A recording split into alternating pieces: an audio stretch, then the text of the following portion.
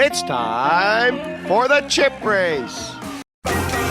For strategy this week, get the bleep machine ready because we are welcoming back one of our favourite people in poker. When he was last on the show, he had just come fourth in the DTD Millions in Nottingham. Well, he's not long back from dusk till dawn again, where he finished 7th in the WPT Deep Stacks, cashed the WPT main event and came 5th in the Devilfish Cup. He is Tom Jabricata Hall. Tom, welcome back.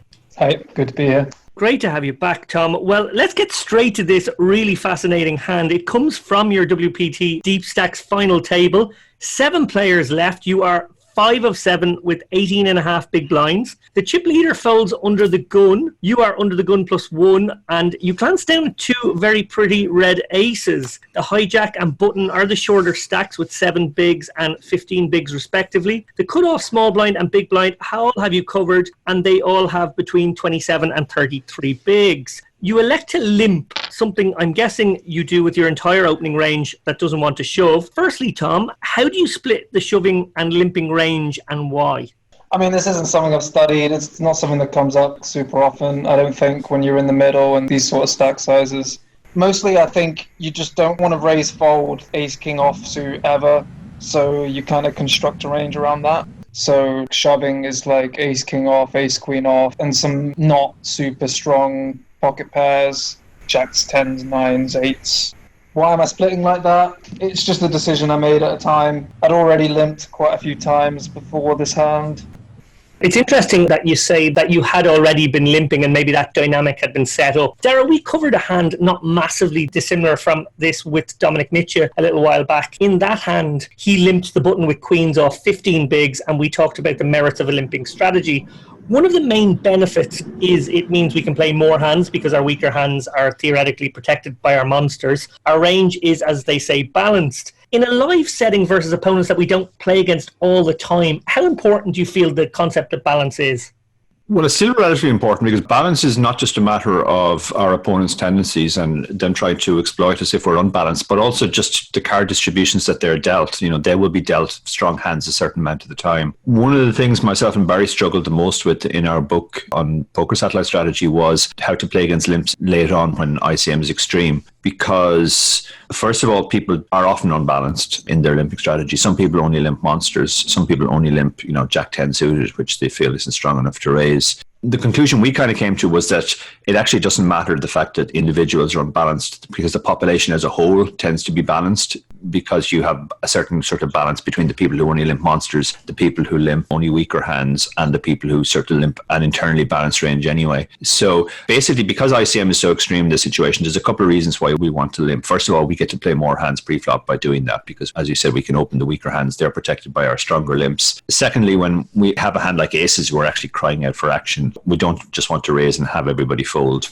And the third reason is because ICM is so big, ICM is also going to be a major factor post-flop, as we're going to see in this hand. And by limping rather than raising, we're sort of exerting pot control right from the start of the hand in the sense that the pot's going to be smaller going to the flop. Any bet on the flop will be smaller. Any bet on subsequent streets will be smaller. So therefore, the ICM misery that we're in is reduced by the fact that we've limped right at the start of the hand. Very good. Well, after Tom limps, the action is folded all the way around to the big blind Manuel Zapf. Manuel checks. The flop comes 3 of spades, 5 of spades, 7x. Big blind checks and Tom checks back. Dara, we talk a lot about range advantage and we try to get people thinking about the types of boards that hit our range, types of boards that hit our opponent's range. We can remove premium hands from our opponent's range, but not much else. So versus almost any 2 cards here, we very likely have the best hand, but, and crucially, this flop gives our opponent the nut advantage in that he can have all the 2 pair sets and straight and we can't.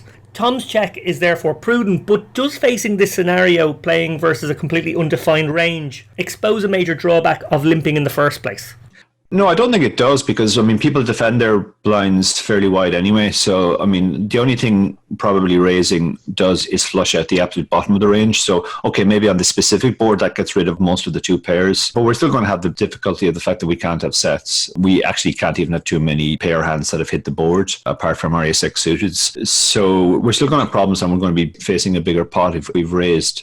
As to the flop itself, yeah, I agree. We have fairly significant range advantage here in the sense that we have far more strong hands over pairs, and even our ace highs are going to be ahead a lot of the time on this board, but they're not really strong enough to bet, because if we get check raised, we're going to be in that awful situation where our opponent has the nutted advantage. So I think the check is very prudent.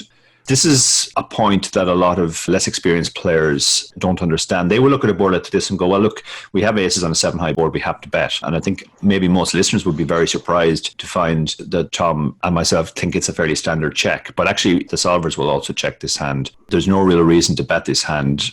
Yeah, it's interesting you say that, Tom. We have all three been on the satellite grind for much of our careers. You are one of the best satellite players out there, which, as we know, definitely doesn't make you bad at normal MTTs. In fact, it makes you highly aware of extreme ICM spots, and it's fair to say this hand qualifies. When you first sent me this hand, a bit like Dara there, I almost took for granted how a spot like this entails passivity and essentially turning all of our hands into bluff catchers. The reasons for that wouldn't be obvious, though, to many of our listeners. Can you explain why that is? It's more a case of like we bet and get shoved on and we call and we've just created a situation we don't want to get it in against a gut shot and a flush draw or whatever the hell he's going to have.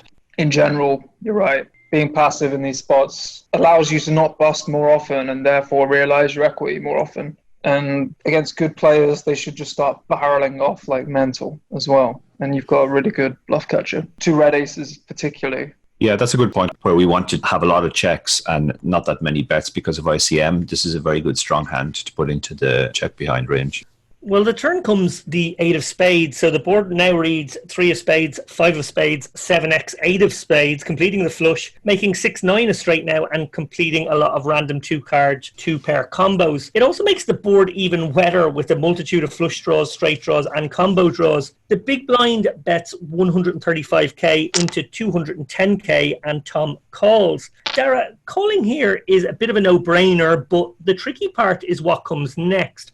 Good players obviously think streets ahead, and immediately one's mind starts to consider a possible river decision you'll face. Am I right in saying Tom's compelled passivity on the flop means he can have flushes, and that's important because he needs to have some nuttish hands or he's way too vulnerable to being blown off his hand now? Yeah, because Tom is checking so much on the flop, he should check some flush draws as well. He hasn't really capped his range by the previous check. He's up against a super wide range as well. Now, sometimes in these spots, inexperienced players just suddenly get over worried about the draw. But because our opponent started with such a wide range, literally close to any 2 cards, the chance that he started with 2 spades is about 6% of his range. A bigger consideration is the fact that about 50% of his range has a spade in it. Because of that, he's likely to start bluffing with those types of hands, particularly since he covers us. Because he covers us in this hand, he gets to put ICM pressure on us, and therefore he can bet more than normal if ICM wasn't a factor, and we have to fold more than normal. So we could expect him to start bluffing all of his 1-spade hands now, so that's why we pretty much have to call. If another spade rolls off on the river, I think we have a fairly straightforward fold because we won't be beating anything but an out-and-out bluff. But on other river cards, yeah, you're right, we're going to have a trickier decision, and actually it's going to be a very difficult decision because on a blank river, we are, apart from the occasional flush, at the top of our range with aces. So, Tom, I'm a bit of a combo counter. To my mind, working off what I'm guessing your opening range here was ace-x suited and all the Broadway suiteds mixed in with the big pairs, like you said, and taking away maybe some of those medium pairs that you would have shoved pre and ace-king and ace-queen. You can toss a hand like ace-9 plus. You can toss your Broadway combos. That's roughly 36 combos. That leaves you with a pretty big calling range in this spot from your original range. Your flushes will call, your aces, kings and queens want to call, as does ace-3, ace-4, ace-5, ace-6, ace-7, ace-8 suiteds. All have to be quite sticky here, I guess, on the turn. Eyeballing that, you have 9 nut flushes and 6 other flushes. You've got the 18 over pairs, you've got 6 ace-4, ace-6 hands, and you've got 3 each of ace-3, ace-5, ace-8, and 2 ace-7s. That's 50 combos. Bearing all that in mind, that means you're folding 36 of the 86 combos, 42% of your total hands. To look at it from the villain's point of view, if he's ranged you correctly, that makes his 135k bet extremely profitable and a very smart bet with an awful lot of his hands. How much are you trying to leverage ICM in that situation in his shoes? If I'm in his shoes, I'm just relentlessly bluffing, like any gut shot, flush draw, all sorts of bollocks, to be honest. And then you can just block bet with like a lot of top pairs. But at the same time, I'm pretty uncapped. I can have eights for sure, and I can have any nut flush, king, queen of spades, queen, jack of spades, all that sort of stuff. So I think it's kind of a scary proposition to bet into as well at the same time. Like, it's not like I have a load of the instant folds like a lot of people in this spot. Interestingly enough, if we switch to our opponent's position, the solver never bets the turn. It has such a wide, weak range to protect. Yeah, I'm not like a super solver guy, but it makes sense in terms of range versus range. I don't necessarily agree with the solver 100% of the time because we can exploit people, of course. Yeah, for sure. And actually, I mean, with the solver, you can play around with node locking where you say, well, okay, this is how a GTO opponent should play, but this is not how people play in practice. And if you do specify how you believe the population plays and then rerun the solver will often come up with a radically different solution. That's the sort of thing that I kind of expect, I feel like, but I'm really not a solver expert. You know, after playing for bloody 7 to 9 years with no solver, it's a hard transition, you know? And, like, sometimes you go against experience a lot. You feel like you know what's right in terms of, like, your experience, and then you plug it in the solver and it tells you something different. It's a weird time we live in if you've been playing for a long time because, like, strategies have become extremely different to 3 years ago. Yeah, for sure. Well, to the river. Oh, by the way, I was bricking it on the turn already. Like, I honestly felt like this is fucked. This spot is fucked. Like, he's gonna have some bluffs, but he hadn't been playing super loose up till this point. So instinct or whatever you want to call it was telling me that you might be beat a lot. Indeed. Well, to the river, it comes the 3 of diamonds, pairing the board, which now reads 3 of spades, 5 of spades, 7x, 8 of spades, 3 of diamonds. The big blind bets 360k into 480k. That's 75% of the pot and about 40% of your remaining stack. Immediately, this feels close, Tom. The good news, I suppose, is a lot of the draws miss, but the bad news is this bet does not really represent any hands we can beat. Those hands would probably bet smaller or check call. So we basically face a decision where we have to weigh up bluffs versus value hands against a largely undefined range. It's 360k to win a pot of 1.2 million. So chip for chip, you need to be good 30% of the time to break even. With ICM, obviously that number is bigger. What was your thought process? Well, I didn't think too long. I just called. But basically, I already thought, like, you said something about like 50-something combos by the river, right? Value. I mean, if I'm supposed to defend 30 whatever percent of my range, ACES almost definitely falls into the top 30 of the hands that I have by the river, even though there's quite a few flushes.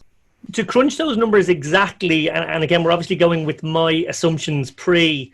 Yeah. Your flushes are exactly 30% of your range, and ACES is the next best hand. So it's just border. It's like on the edge, basically. Yeah. The flushes are going to want to raise, though.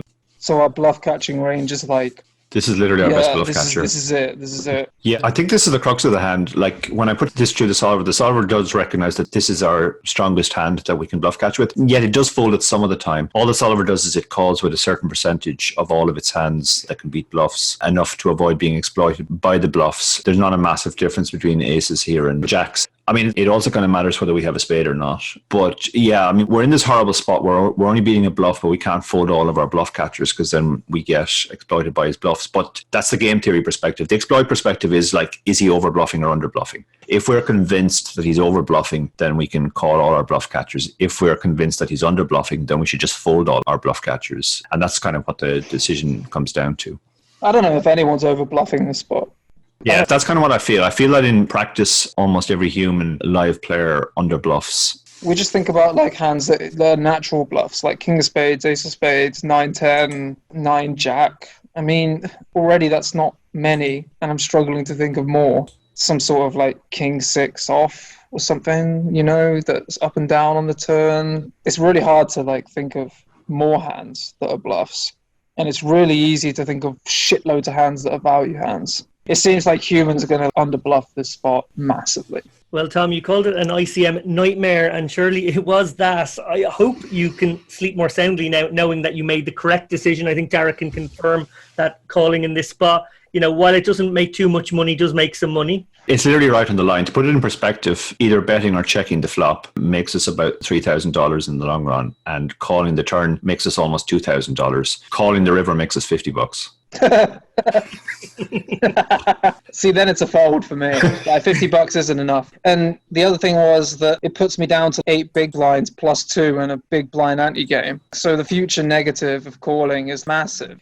Yeah, the reason why we call is just to avoid exploitation. It's not because the call is massively profitable. And actually, it's even worse than I said. Aces overall as a call makes $50, but this specific combination with that, the ace of spades only makes $14. So it's pretty much break even. I mean, $14, you know, it's like buys a round of fucking drinks or something, doesn't it? Yeah. What did our villain have in the end, Tom?